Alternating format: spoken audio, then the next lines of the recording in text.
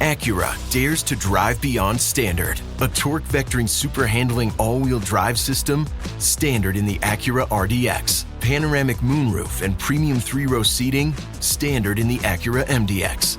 Sound that surrounds you, an 18-speaker Bang & Olufsen premium sound system comes standard in the all-electric ZDX, the Acura RDX, ZDX, and MDX, where precision meets craftsmanship. Visit Acura.com to learn more.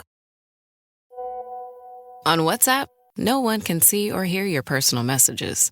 Whether it's a voice call, message, or sending a password. To WhatsApp, it's all just this.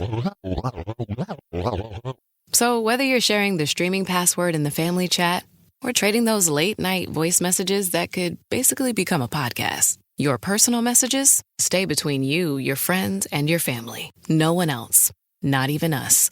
WhatsApp. Message privately with everyone.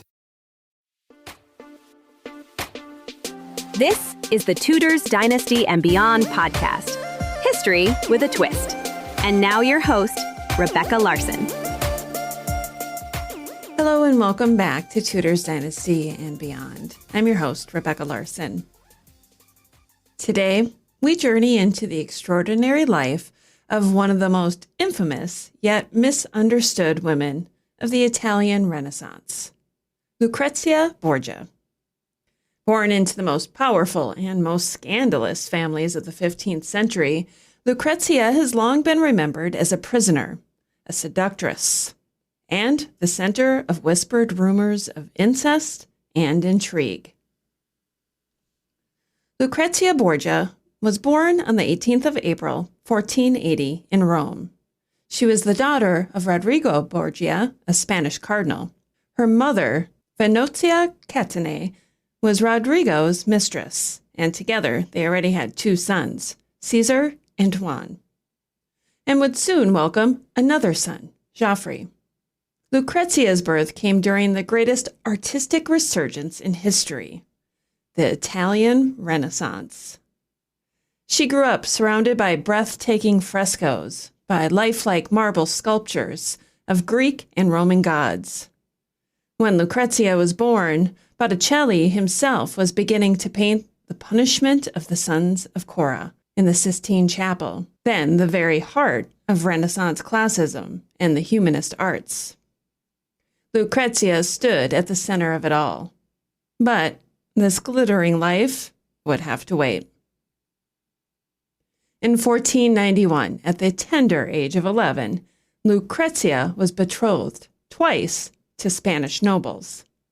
This was before her father ascended as Pope Alexander VI. Once Pope, Rodrigo sought an alliance with the Sforza family of Milan. And so, just at 13, Lucrezia was married to Giovanni Sforza, Lord of Pesaro, a man 15 years her senior. This marriage would soon prove dangerous. In 1497, when Lucrezia was 17, her marriage to Giovanni was annulled by her father, the Pope. The Italian Wars, violent conflicts over Italy's rich lands, had erupted in 1494, when King Charles VIII of France invaded the peninsula. As the wars raged, Milan sided with the French. Giovanni, fearing for his life, fled Rome, and later accused Lucrezia and her father of an incestuous relationship. Her older brother, Caesar, had become an archbishop once Alexander became pope, and he was rumored to have murdered their brother Juan out of jealousy and rage. Caesar believed their father favored Juan, especially after Juan was given the covered title Duke of Gandia in 1488, a title Caesar had desperately wanted. Then in 1496, Juan was appointed commander of the papal army. By 1497, he was dead, murdered under mysterious circumstances. Though many suspect Caesar, no evidence ever proved his guilt. Juan had many enemies. In 1498, Alexander arranged a second marriage for Lucrezia to Alfonso, Duke of Buscegli. Alfonso was just 17. the illegitimate son of Alfonso II of Naples, an alliance meant to strengthen ties with Naples.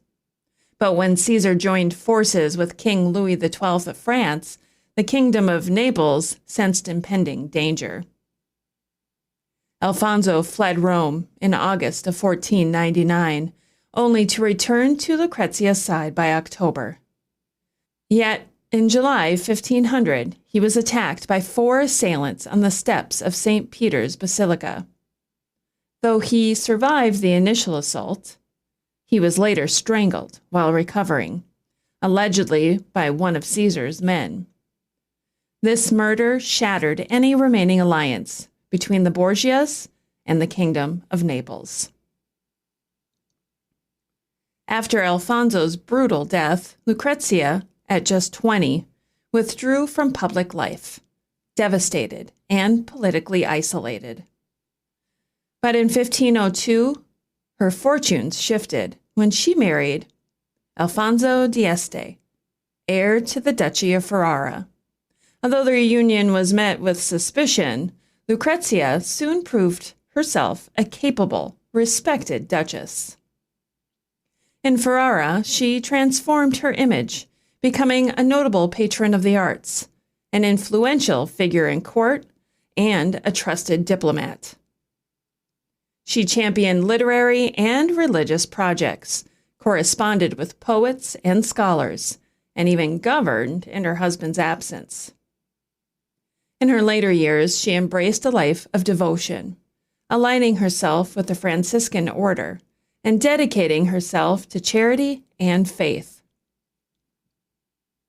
Lucrezia died in 1519 at the age of 39, likely from complications of childbirth.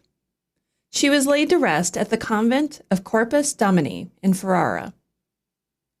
Today, her legacy is viewed with nuance, less as the villainous figure of Borgia legend, and more as a complex woman who navigated power, family, and faith during one of history's most tumultuous eras. Lucrezia's story ends far from where it began, less scandalous than remembered, more influential than ever believed. Born into one of Europe's most notorious families, she was branded early as a political pawn, a seductress, even a prisoner. But over time, Lucrezia forged her own power. In Ferrara, she rose from a scandal-shadowed daughter of the papacy to a respected duchess, patron, diplomat, mother. While the shadows of her family never fully disappeared, Lucrezia carved a legacy of her own, one that challenges rumors and redefines her place in history. Her story is not simply one of corruption, nor merely of survival, but of reinvention in the face of scandal, and the quiet strength of a woman long misunderstood. Thank you for joining me for today's journey into the past. I'm Rebecca Larson, and this has been Tudor's Dynasty and Beyond. If you enjoyed the episode, please follow, rate, and share the show. It helps others discover these fascinating stories. I'll be back next time with more lives and legends that shaped our history. Until then, take care and keep exploring the past. Thanks for listening to Tudor's Dynasty and Beyond. If you enjoyed the episode, please take a moment to follow or subscribe wherever you're listening so you never miss a new release. And if you loved it, leave a quick review. It helps more history lovers find the show. Want to support the podcast and get bonus content? Head to patreon.com/tudorsdynasty. You can also find the link in the show notes of this episode. Join the conversation with Rebecca on social media at Tudor's Dynasty. Until next time.